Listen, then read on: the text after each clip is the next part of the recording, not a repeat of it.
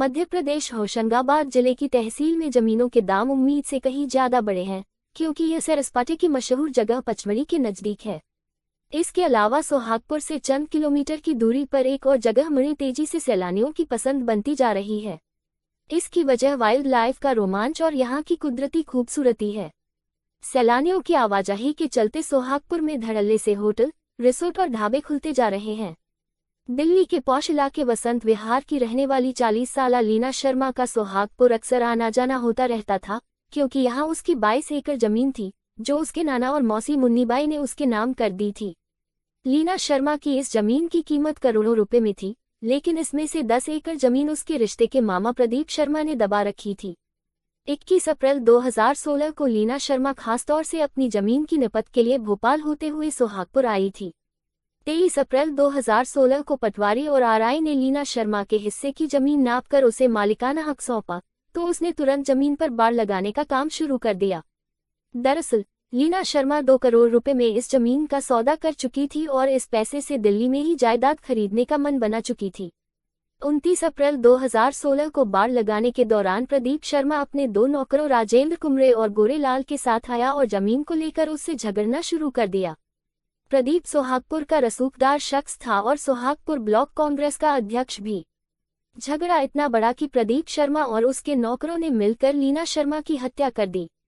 हत्या जून की सोची समझी साजिश के तहत नहीं की गई थी, इसलिए इन तीनों ने पहले तो लीना शर्मा को बेरहमी से लाठियों और पत्थरों से मारा और गुनाह छिपाने की गरज से उसकी लाश को ट्रैक्टर ट्रॉली में डालकर नया कुकरा गांव ले जाकर जंगल में गाड़ दिया। लाश जल्दी गले, इसलिए इन दरिंदों ने उसके साथ नमक और यूरिया भी मिला दिया था।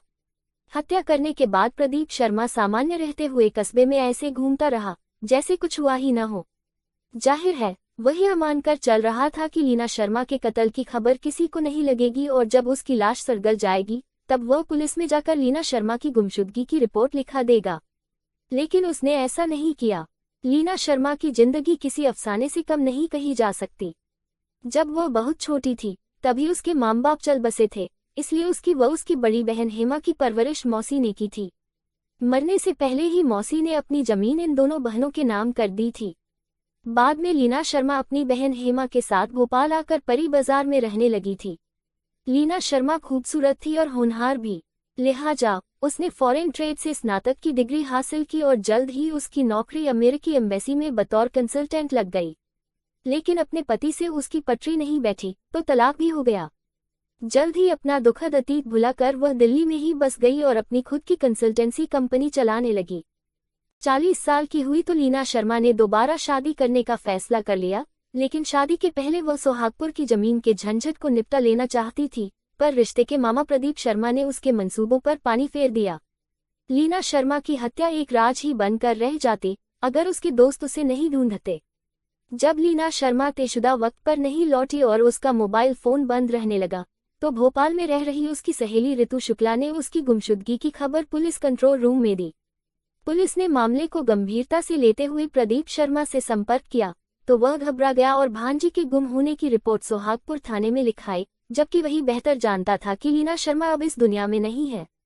देर से रिपोर्ट लिखाए जाने से प्रदीप शर्मा शक के दायरे में आया और जमीन के झगड़े की बात सामने आई तो पुलिस का शक यकीन में बदल गया। मामूली सी पूछताछ में प्रदीप शर्मा ने अपना जुर्म कबूल कर लिया, लेकिन शक अब लीना शर्मा की बहन हेमा पर भी गहरा रहा है कि वह क्यों लीना शर्मा के गायब होने पर खामोश रही थी।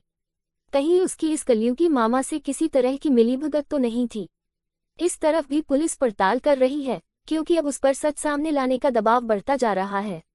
लीना शर्मा के दिल्ली के दोस्त भी भोपाल आकर पुलिस के आला अफसरों से मिले और सोहागपुर भी गए। हेमा के बारे में सोहागपुर के लोगों का कहना है कि वह एक निहायत ही झक्की औरत है, जिसकी पागलों जैसी हरकतें किसी सबूत की मोहताज नहीं। खुद उसका पति भी स्वीकार कर चुका है कि वह एक मानसिक रोगी है। अब जबकि आरोपी प्रदीप शर्मा अपना जुर्म कबूल कर चुका है, तब कुछ और सवाल भी मुंहबाए खड़े हैं कि क्या लीना शर्मा का बलात्कार भी किया गया था, क्योंकि उसकी लाश बिना कपड़ों में मिली थी और उसके जेवर अभी तक बरामद नहीं हुए हैं। आरोपियों ने यह जरूर माना कि लीना शर्मा का मोबाइल फोन उनमें से एक ने चलती ट्रेन से फेंका था। लाश जून की 15 दिन पुरानी हो गई थी, इसलिए पोस्टमार्टम से भी बहुत सी बातें साफ नहीं हो पा रही थी। दूसरे सवाल का ताल्लुक पुश्तैनी जायदाद के लालच का है कि कहीं इस वजह से तो लीना शर्मा की हत्या नहीं की गई है। प्रदीप शर्मा ने अपनी भांजी के बारे में कुछ नहीं सोचा कि उसने अपनी जिंदगी में कितने दुख उठाए हैं और परेशानियां भी बर्दाश्त की हैं। लीना शर्मा अगर दूसरी शादी करके अपना घर बसाना चाह रही थी तो यह उसका हक था, लेकिन उसकी दुख भरी जिंदगी का खात्मा भी दुखद ही हुआ। दोस्तों, अगर हमारी वीडियो आपको अच्छी लगे तो प्लीज हमारे चैनल हिंदी कहानियां रिया को सब्सक्राइब कर लीजिए और एक छोटा सा कमेंट जरूर कर दें। धन्यवाद।